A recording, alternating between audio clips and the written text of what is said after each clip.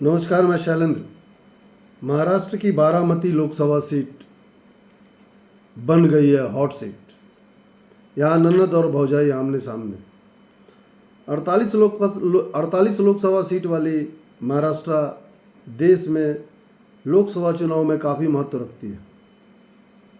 विदित हो, यहाँ भी एक सीट बारामती की लोकसभा सीट, जिससे वरिष्ठ नेता शरद पवार का गढ़ माना जाता है, का हॉट सीट में तब्दील होना मायने रखता है।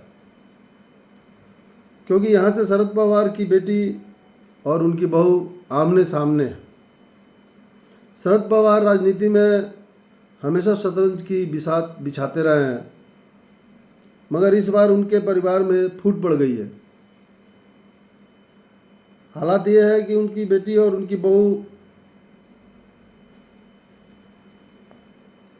बारामती लोकसभा से आमने सामने हो। ज्ञात हो, उनके भतीजे अजित पवार, जो एनसीपी छोड़कर भाजपा वाली शिंदे सरकार में उप मुख्यमंत्री हैं, उनकी पत्नी सुनेत्रा पवार और शरद पवार की पुत्री सुप्रिया सुले बारामती लोकसभा सीट से एक दूसरे के खिलाफ मैदान में है।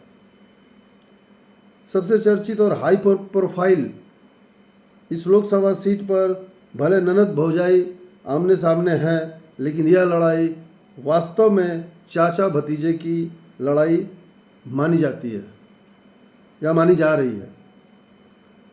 विदित हो, पिछले साल शरद पवार से अलग होकर अजित पवार भाजपा के साथ सत्ता में शामिल होकर महाराष्ट्र के उप मुख्यमंत्री बने।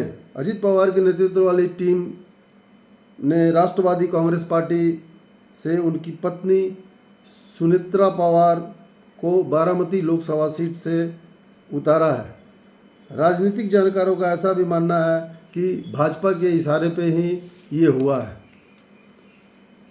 ननद और भौजाई के आमने सामने होने की वजह से पवार खानदान के समर्थक भी असमंजस की स्थिति में हैं। उनके लिए पहले कभी शरद पवार और अजित पवार में कोई भेद नहीं था। वे आज असमंजस में फंसे नजर आ रहे हैं। वो ये नहीं समझ पा रहे हैं कि किसे वोट दे, ननद को या भौजाई को। उधर सुले अपनी बारामती की सीट बचाने के लिए भाभी सुनेत्रा पवार से इस बार प्रतिष्ठा की लड़ाई लड़ेगी। गौर करने वाली बात है कि अजित पवार भले ही शरद पवार से अलग हो गए हैं, लेकिन अभी भी वे मतदाताओं से अपने चाचा यानी शरद पवार के नाम पर ही वोट मांग रहे हैं। महाराष्ट्र की 48 लोकसभा सीट के लिए 5 चरणों में 19 अप्रैल से 20 मई के बीच मतदान होना तय है। बारामती, जो कि हॉट सीट में तब्दील हो चुकी है, वहाँ 7 मई को मतदान होगा।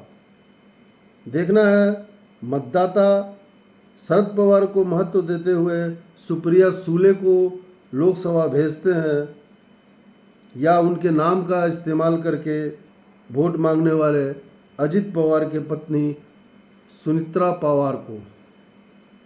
बारामती की जनता ही यह तय करेगी कि किसे लोकसभा भेजना है। धन्यवाद।